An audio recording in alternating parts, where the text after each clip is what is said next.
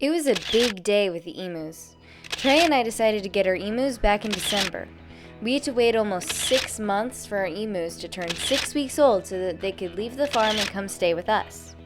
It was also a big day for our turkeys. Both of them. We went to Yoke Farms in Okemos, Michigan, where owner Kelly Eyde gave us a tour of the farm before sending us home with 2 baby emus. We named our emus Buckbeak and Gryffin, and we will be sharing more adventures with them on our homestead. But for now, come join us at Yoke Farms to learn more about these fantastic creatures. These lean-tos are 3-sided, or I should say 2-sided. Some of them are 3, so the fronts always stay open, and they go in and out. And this lean-to really does kind of protect them with all the elements. Yeah. And then if you come over this way, this is all that I have to do to kind of clean them out between the winter and spring. Okay. I just take a pitchfork and but in the wintertime I bed them down with straw. Yeah.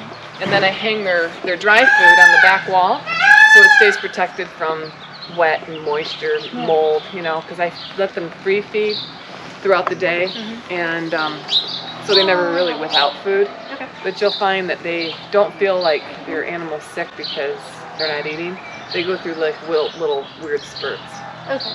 So wintertime, when they're an adult, they really don't eat a lot during their breeding season. They'll eat some, they'll drink some, and then they'll be more concentrated on breeding than they are feeding. But then after the breeding season is over with, they'll come out and just start inhaling water and food and kind of waking up. Yeah. Their bodies are kind of in some sort of a sleep mode, but not entirely. You can see where the water hangs here on the edge, and so I just go down here, I check their foods, and then I just go down and water everybody. Okay. I don't suspect that you'll have this many to start with, but you never know, you may eventually.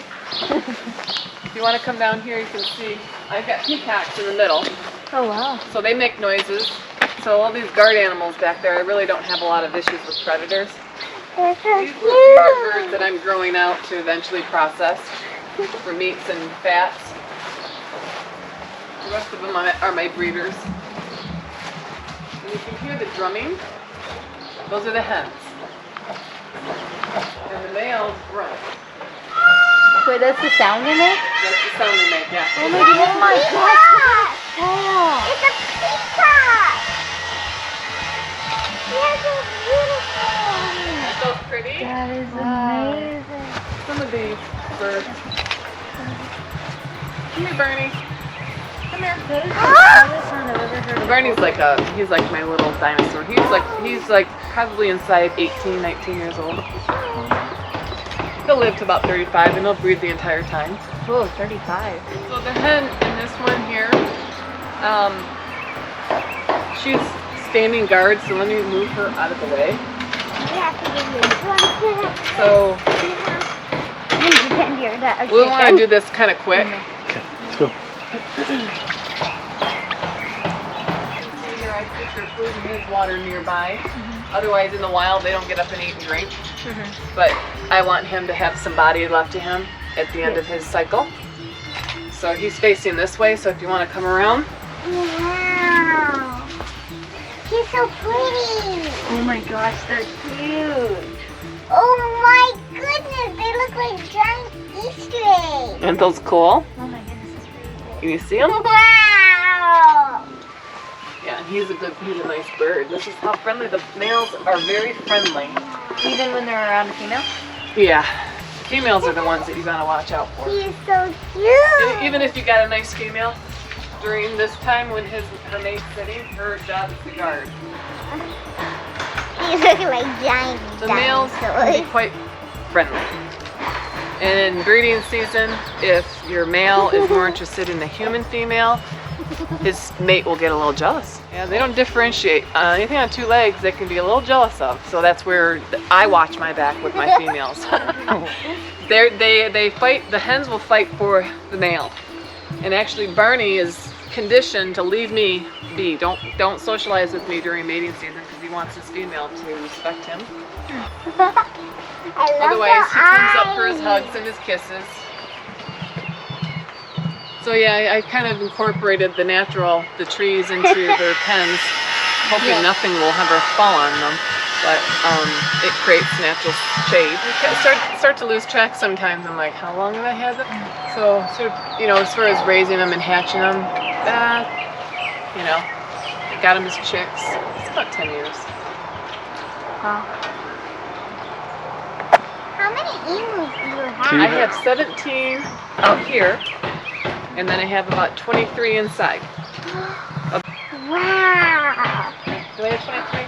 Yeah, I'm close to 23. I've seen little emus on YouTube, and they're so cute. They don't look like the big ones. They're just white and black. Yep. Yeah. Guys, look at this. I don't know. You've been looking at them for a long time. Yeah. They're so cute. So you can see where this hen, she's the same age as that second group. She started fighting the females in her bunch, and the females mature faster than the males. So hopefully your female likes your male, and you gotta separate them, and then you gotta reintroduce them the following season. It's hard to say what they'll do until it comes time. My birds, I've always had them together, and they stay together. And then I started splitting them off into their little groups where they seem to be quiet. How do you know, like, The difference between the two genders. between a male and a female? So as they're adults, you can hear the females drum. Mm-hmm. The males don't have an air sac, so they can't drum. The females can grunt, and so can the males. So if your female has never drummed, then she's probably a male. And if the male only grunts and never drummed, then it's a male. And you can see where the chest gets real puffy at the bottom. That's where her air sac is. And the emus, although they've originated in Africa, and then they got probably traded out. The lower regions there, Australia, adopted them as their state bird. They do quite well in the cold. Their body temperature runs at 110. Okay. And it's an unfriendly environment for parasites.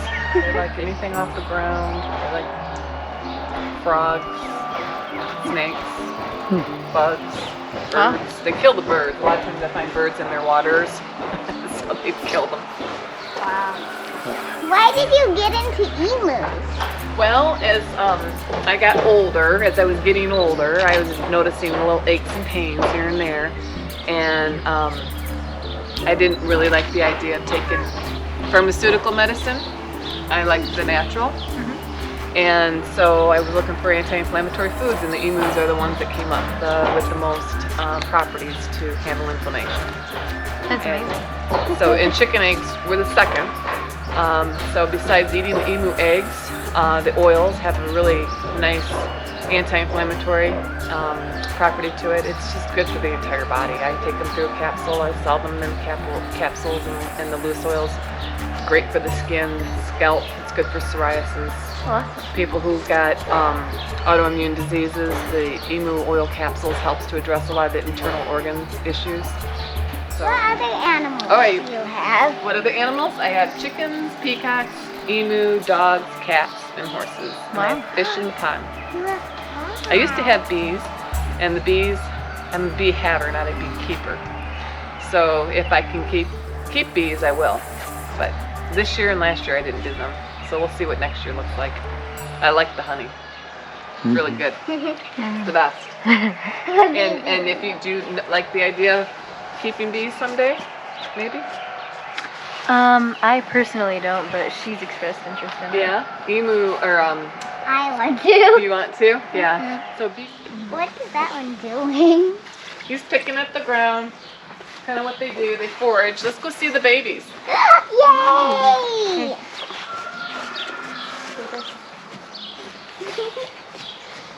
Aww, he's so cute.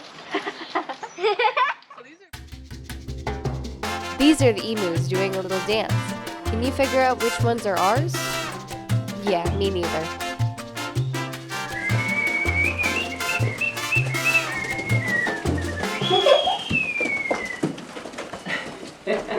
So they call that the emu dance.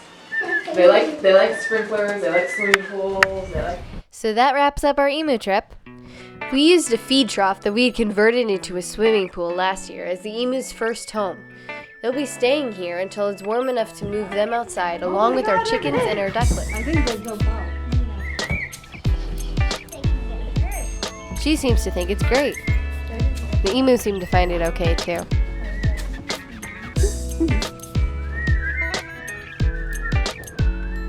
We're going to need to hold them a lot if we want them to become friendly. But they're really hard to hold.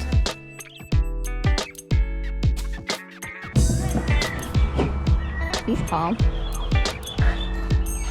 Stay tuned for the next video with the emus where we'll move them outside to their new home in the bird area. We asked Miss Kelly what kind of feed she uses, and she said she makes her own blend, which includes alfalfa as well as a staple plus corn and soy plus minerals.